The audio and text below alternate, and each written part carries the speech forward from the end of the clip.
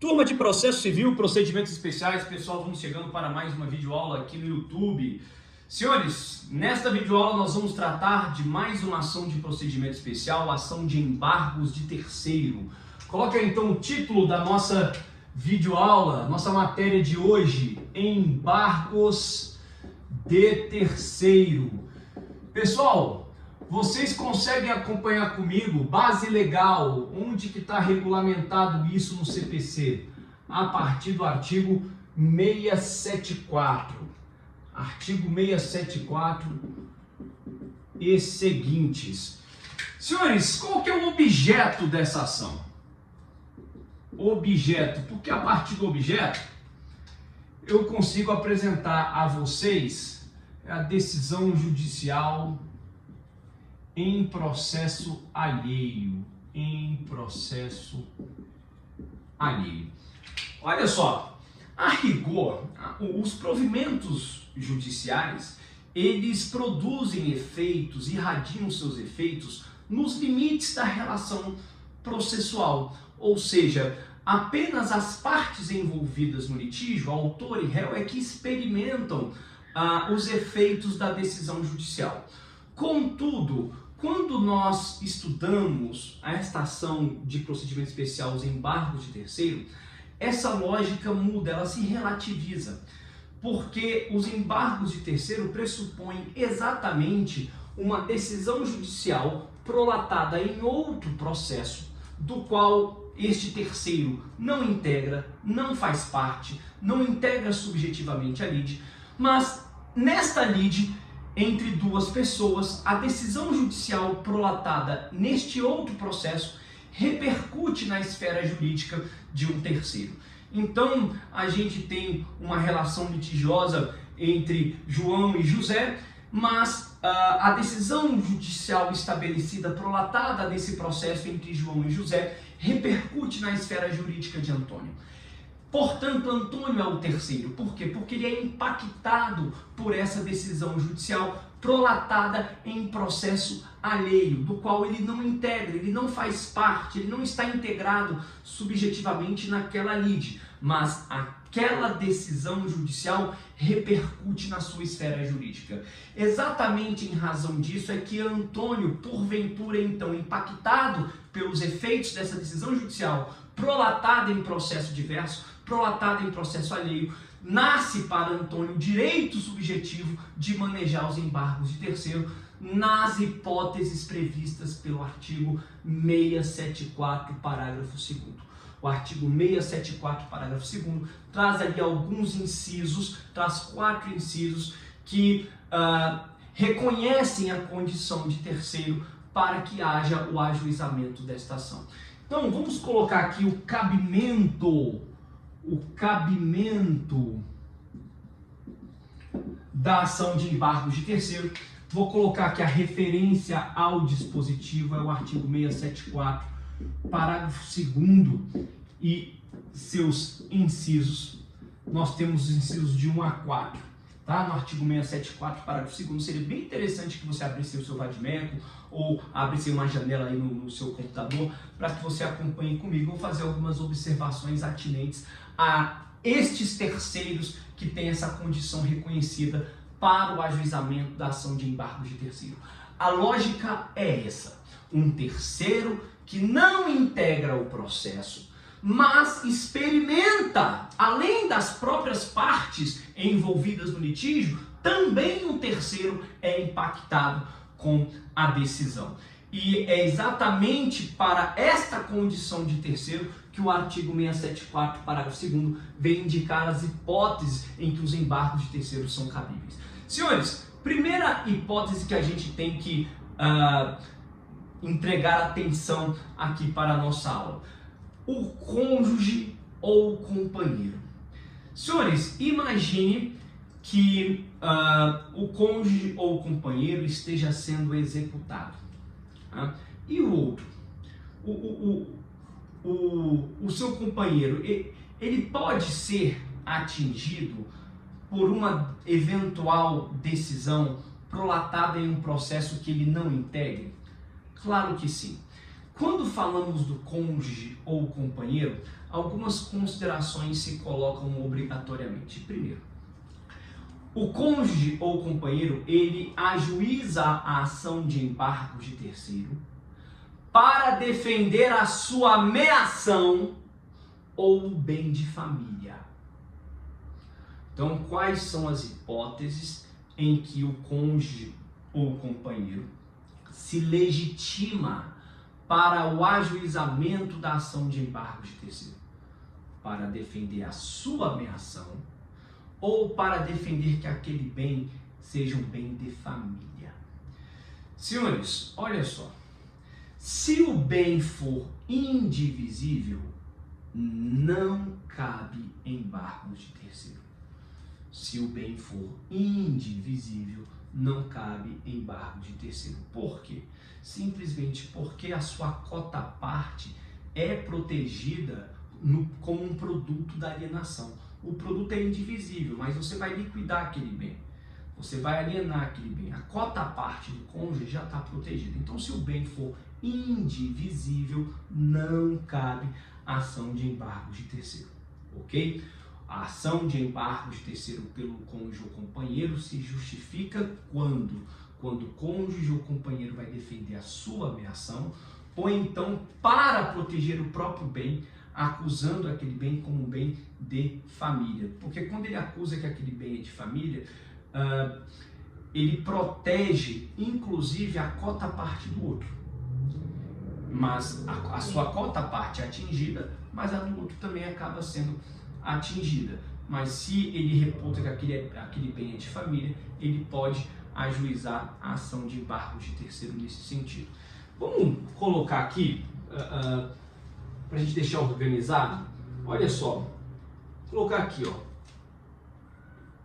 né? Cônjuge, companheiro, tá? Cônjuge, companheiro. A gente coloca para proteger a ameação própria ou sob alegação de se tratar de bem de família. Ok? Aí vamos colocar aqui, para deixar bem organizado, não cabe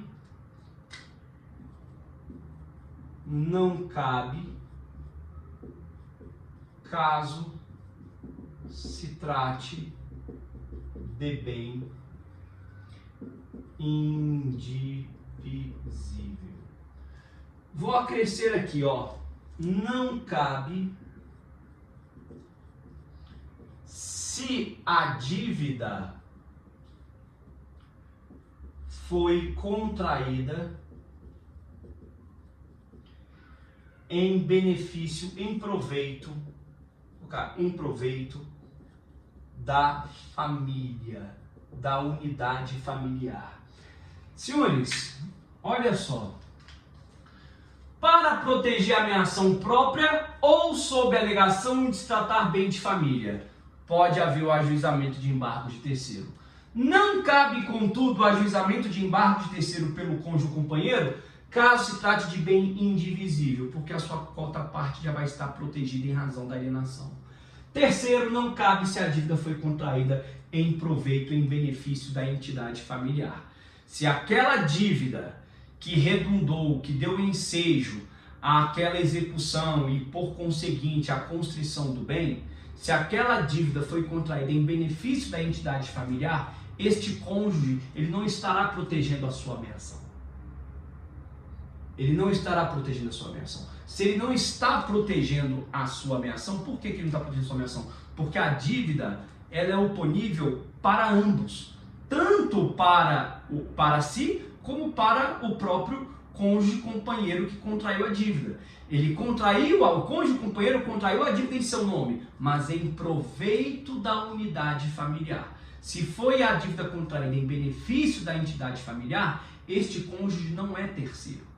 Ele não tem como proteger a sua ameação, porque ele também responde pela dívida com a sua própria ameação. Ele não é terceiro. Tudo bem? Ok? Senhores, uma observação ainda importante eu quero que os senhores coloquem. Cônjuges separados ou divorciados, a emenda 66 ela não extinguiu o instituto da separação, apenas se coloca que não é mais necessário separar para se divorciar. Mas, enfim, o cônjuge separado, divorciado, ele pode ajuizar ação de embargo de terceiro? Pode, desde que não tenha havido ainda a partilha.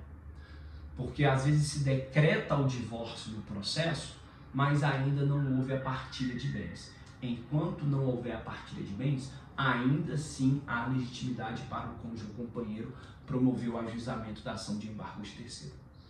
Tudo bem? Ok? Senhores, bom, com relação ao cônjuge companheiro, nossas considerações estão feitas. Eram as considerações que a gente tinha para fazer.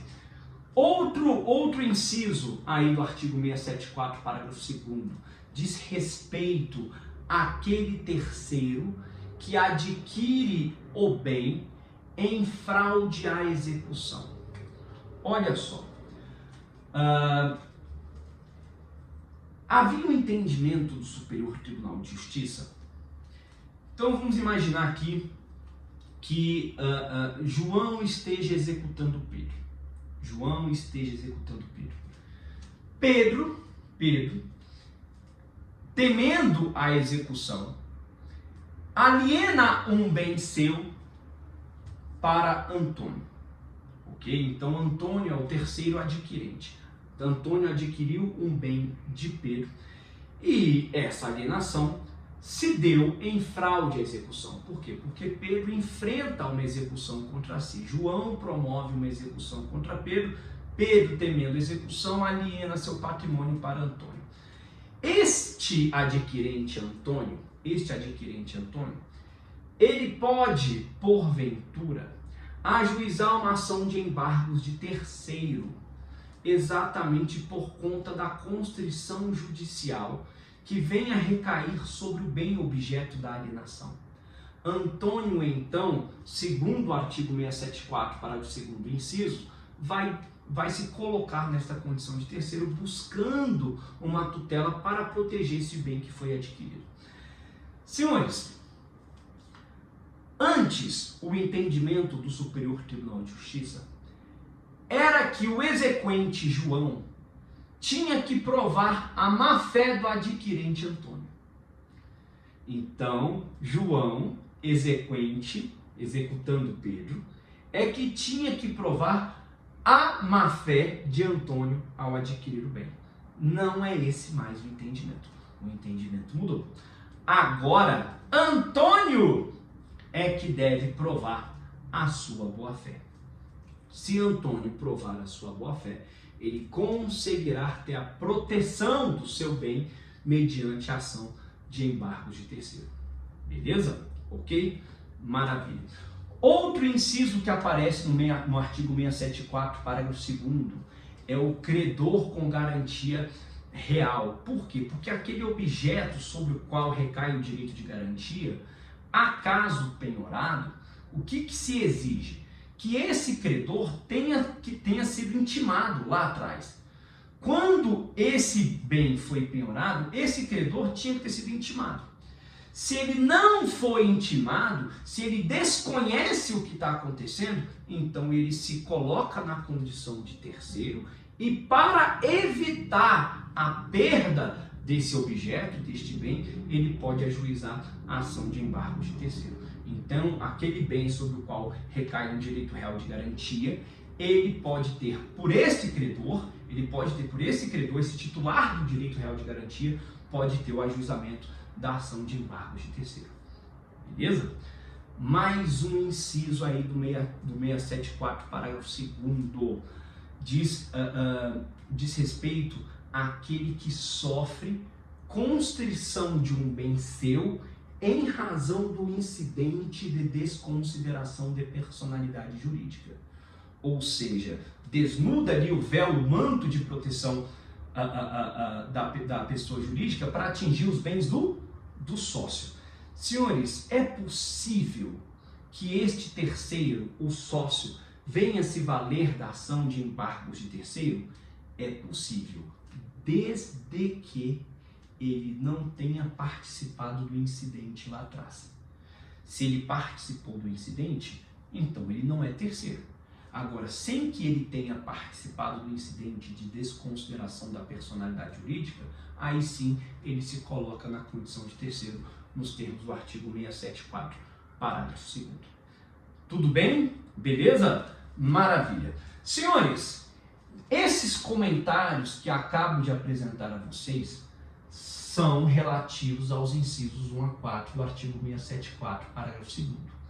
Contudo, há ainda uma quinta possibilidade de ajuizamento de embargos de terceiro, que está lá na súmula 83 do STJ. Súmula 83 ou 84. Dê uma olhada, por gentileza.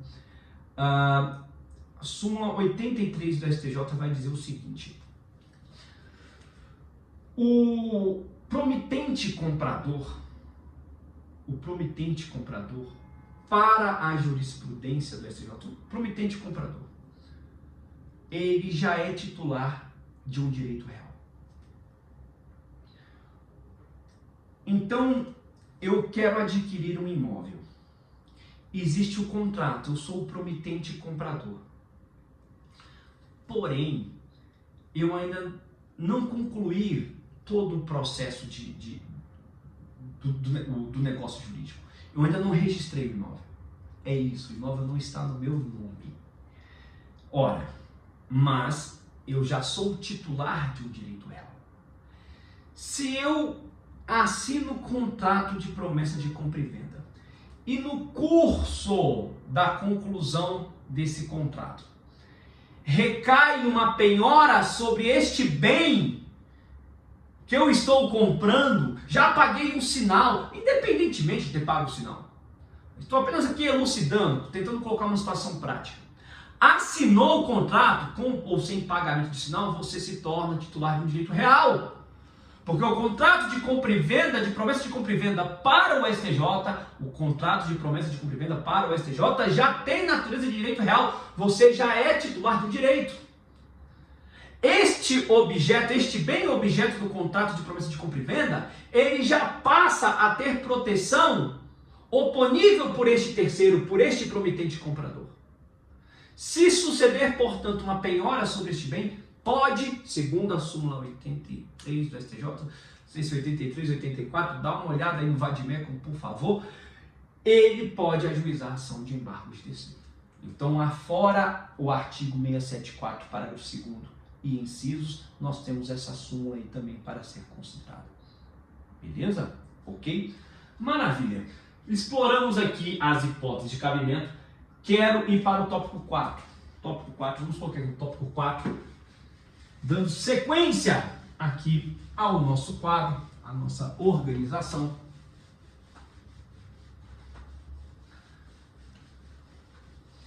Olha só. Legitimidade ativa e passiva. Vamos colocar aqui legitimidade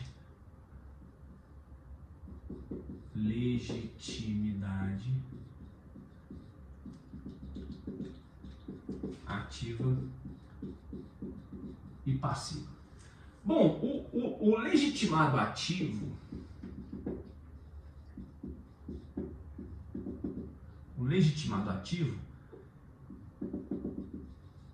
é o terceiro prejudicado pela decisão judicial em processo alheio.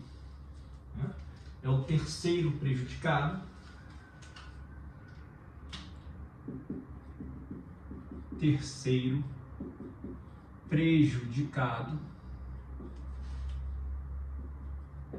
pela decisão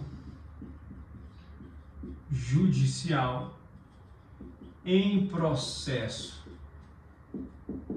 alheio que alcança bem com o qual tenha relação de posse ou domínio. Então, os embargos de terceiro, eles também tutelam posse. Interessante a gente ver isso. Posse, domínio. Pela ação de embargos de terceiro, eu consigo tanto uma tutela em razão da posse do meu direito possessório, como em razão da minha titularidade dominial. Tá? Senhores, a legitimidade passiva,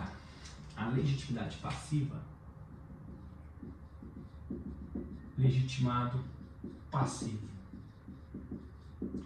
Quem que vai ser o legitimado passivo? A quem se aproveita a constrição. A quem se aproveita a constrição do bem. Ou seja, num processo executivo, eu falo do processo executivo porque fica mais fácil da gente enxergar. Mas uma coisa eu quero deixar muito clara. A ação de embargo de terceiro pode ser ajuizada no contexto de uma ação de conhecimento. Por quê? Porque eu tenho tutelas antecipatórias que podem ser deferidas, eu posso ter bloqueio de bens em um processo de conhecimento. Isso pode ser, sim, um ato de constrição, uma decisão judicial que atinge, que impacta, portanto, a esfera jurídica de terceiro. Então, os embargos de terceiro podem ser manejados tanto no contexto de um processo de conhecimento como de um processo executivo. O importante é que não esqueçamos que o objeto da ação de embargo de terceiro é a decisão judicial em processo alheio. O objeto dos embargos de terceiro está aqui, ó. É a decisão judicial. Tá? Ok? Claríssimo isso. Senhores, a quem se aproveita aquela constrição é que vai figurar como embargado. A quem se aproveita a constrição figura como embargado.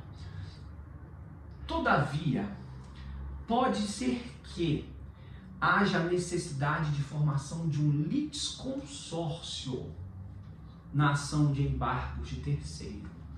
Ou seja, vou apagar aqui, olha só. Tá?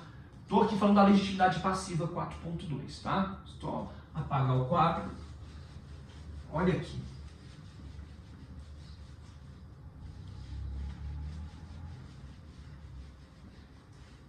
Eu tenho um processo, vamos colocar aqui, João versus Pedro. Tá? Ok? João é o exequente.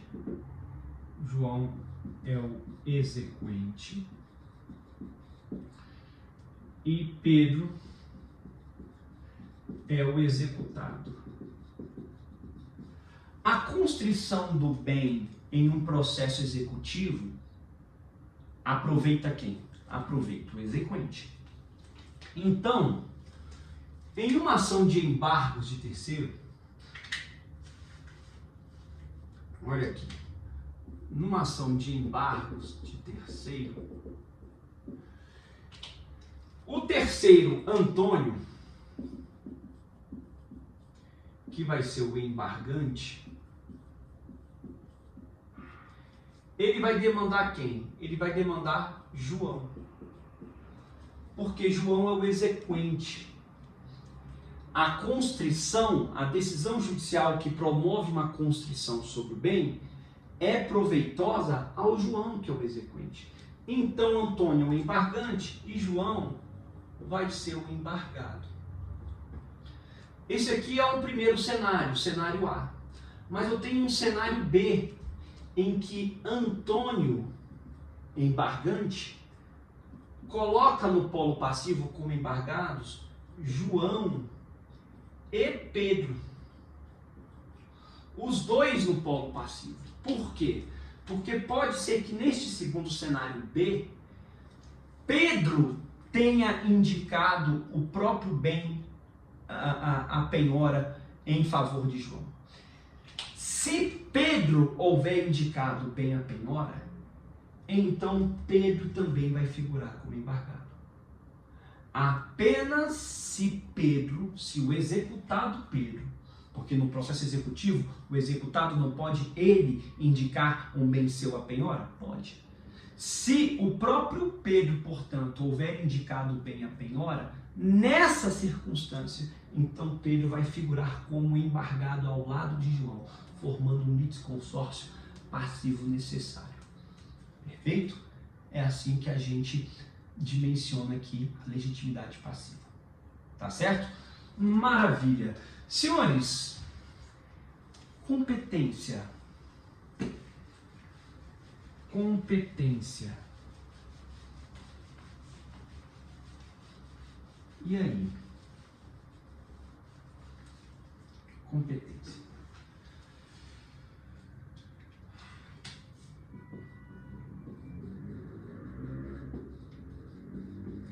A competência é o seguinte: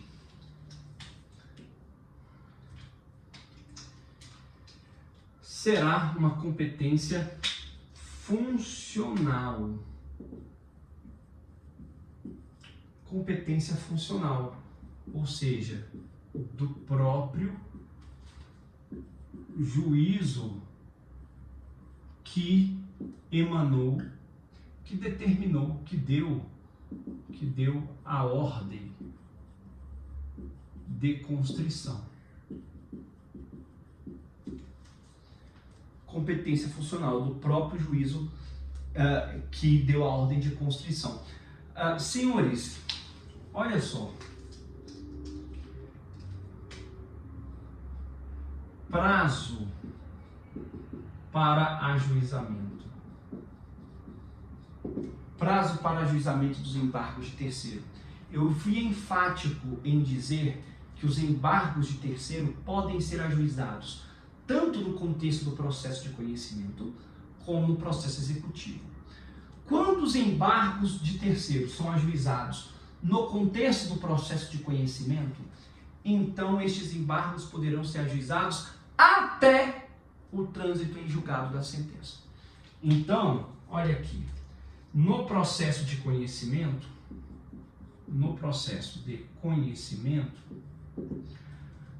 a gente vai colocar até o trânsito em julgado, até o trânsito em julgado da sentença. Tá? No processo de conhecimento, qual que é o prazo? Até o trânsito em julgado da sentença. Pronto. Agora, no procedimento executivo ou cumprimento de sentença, no procedimento executivo ou cumprimento de sentença, no procedimento executivo ou cumprimento de sentença, aí a lógica muda. Eu vou até apagar aqui, tá? Deixa eu apagar aqui. Estou falando do tópico 6, prazo para ajuizamento. Já assentamos que no processo de conhecimento é até o trânsito em julgado da sentença. E no procedimento executivo ou no cumprimento de sentença, como é que faz? Olha aqui. Estou no tópico 6, tá? Tópico 6.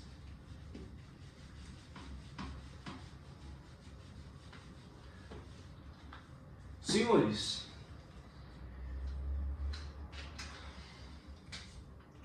a penhora é um ato constritivo. Depois da penhora, eu tenho 3 possibilidades, que são os atos expropriatórios. Quais são os atos expropriatórios? Os atos expropriatórios são a adjudicação, que é tomar o bem constrito, penhorado para si como forma de pagamento. Eu tenho a alienação particular e tenho a alienação pública, que é o leilão ou asta pública. Alienação pública. São atos expropriatórios. O que o código diz é o seguinte: no contexto do processo executivo, cada um desses atos expropriatórios, eles serão assinados haverá uma carta de adjudicação, uma carta de adjudicação ou auto de alienação. Então aqui eu tenho a carta e aqui eu tenho o auto de alienação. Da assinatura da carta do auto, eu já não posso mais ajuizar os embargos de terceiro. Então, como é que a gente vai calcular o prazo? A gente vai calcular o seguinte: adjudicou, alienou, eu terei 5 dias. 5 dias. 5 dias do ato expropriatório. Desde que não tenha havido a assinatura da carta do auto. Então, adjudicou, alienou, eu tenho 5 dias. 5 dias para ajuizar os embargos de terceiro, desde que não tenha havido a respectiva assinatura da carta do auto. Senhores, esse prazo é muito exíguo. Porque, às vezes, o terceiro, ele nem sabia que o bem tinha sido penhorado. Ele só vai saber que esse bem está sendo atingido posteriormente. 5 dias é um prazo muito exíguo para ele constituir advogado, para o advogado entrar com a ação de embargo de terceiro. Às vezes ele não fica nem sabendo nesses 5 dias. Qual que é o entendimento que a doutrina e a jurisprudência assentaram? O terceiro tem que provar a data em que ele tomou conhecimento da expropriação. Quando que ele tomou conhecimento? Ele prova que tomou conhecimento e a contar da data em que ele provou ter tomado conhecimento, aí sim é que se contam os 5 dias. E aí você estabelece, você assegura o contraditório a este executado. Porque a Constituição diz que ninguém será privado dos seus bens sem o respectivo processo legal. Como os embargos de terceiro tutelam posse e domínio, então doutrina e jurisprudência formaram esse entendimento. O terceiro prova a data em que tomou conhecimento do ato expropriatório e a contar desta data, aí sim 5 dias para ajuizar a ação de embargo de terceiro. Porque nessa lógica aqui, a considerar que o termo inicial seja o ato expropriatório, esse prazo de 5 dias ele pode se exaurir. Então a gente muda o termo inicial. O termo inicial não é o ato expropriatório em si, mas o dia em que se tomou conhecimento desse ato expropriatório. Beleza? Tá bom? Maravilha. Sentença. Natureza da sentença. Para a gente terminar aí a nossa aula. Qual que é a natureza da sentença? Pessoal, olha só. Vou colocar aqui sentença e recurso. É claro que se eu tiver uma liminar no embargo de terceiro, uma liminar, essa decisão vai ter natureza interlocutória. Se é a decisão interlocutória, o recurso respectivo é o agravo de instrumento. Tá? Mas agora eu quero considerar aqui a sentença, o provimento final que julga ali os embargos de terceiro. Tá bom? Senhores, primeiro, a sentença ela vai ter natureza desconstitutiva. Tá? Natureza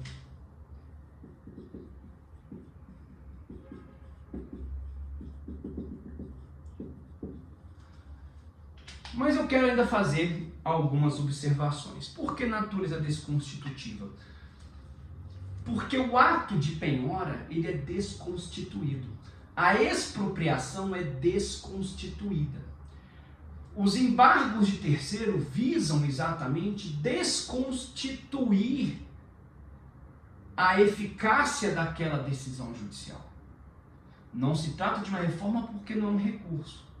Então a sentença terá natureza desconstitutiva, porque o ato constritivo ou ato expropriatório ele é desconstituído em favor deste terceiro. É claro que nesta sentença é também possível considerar uma natureza declaratória, porque a sentença pode reconhecer o direito de posse deste terceiro ou pode reconhecer o domínio, a propriedade deste terceiro. É errado falar que tem natureza declaratória? Não, não é errado, porque tem mesmo.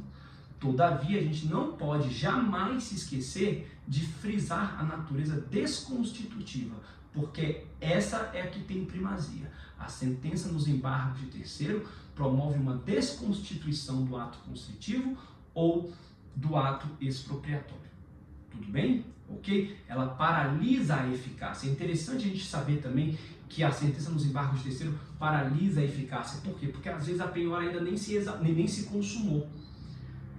Se você olhar o caput do artigo 674, você vai ver que os embargos de terceiro podem ser ajuizados em face de uma constrição ou ameaça. Olha aí o caput do artigo 674. Ou seja, os embargos de terceiro podem ser até ajuizados de forma preventiva, sem que a penhora ainda tenha se consumado. Tá? É importante que a gente lembre disso. Senhores, o recurso vai ser um recurso de apelação contra a sentença, apelação. Professor, por que você está chamando a atenção para isso? Simplesmente porque aqui eu quero asseverar com vocês que essa apelação vai ter efeito suspensivo. Ah, mas professor, então se a sentença julgar improcedente os embargos de terceiro, a apelação vai ter efeito suspensivo? Vai. A sentença que julga improcedente os embargos de terceiro, o recurso de apelação terá efeito suspensivo. Por quê? Porque a mera oposição dos embargos já suspende o processo principal. O mero ajuizamento dos embargos já suspende o processo principal. Então, diante de uma sentença de improcedência, mas sucedendo a interposição do recurso de apelação, o efeito suspensivo se coloca. Tá? É esse o entendimento que nós temos que firmar. Beleza, pessoal? Senhores, maravilha! Mais uma ação de procedimento especial que a gente avança. A gente vai se encontrar ainda no Google Meet. Eu quero falar também ainda com vocês de ação de oposição, pelo menos ação de oposição. Vou falar isso com vocês no Google Meet.